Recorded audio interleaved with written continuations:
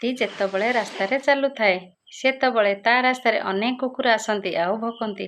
ତା ବୋଲି ହାତୀ ଚାଲିବା ବନ୍ଦ କରିଦିଏ ନା ରାସ୍ତା ବଦଳେଇ ଦିଏ? ନୁହେଁ ନା, ସିଏ ତା ରାସ୍ତାରେ ଠିକ୍ ଚାଲୁଥାଏ।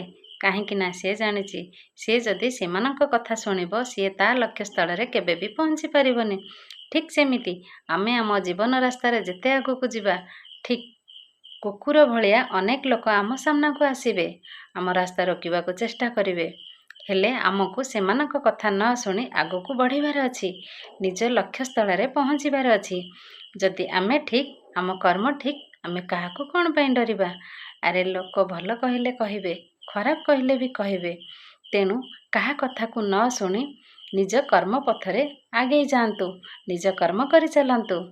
ଦେଖିବେ ଆପଣଙ୍କୁ ସଫଳତା ପାଇବାରେ କେହି ବି ଅଟକେଇ ପାରିବେନି।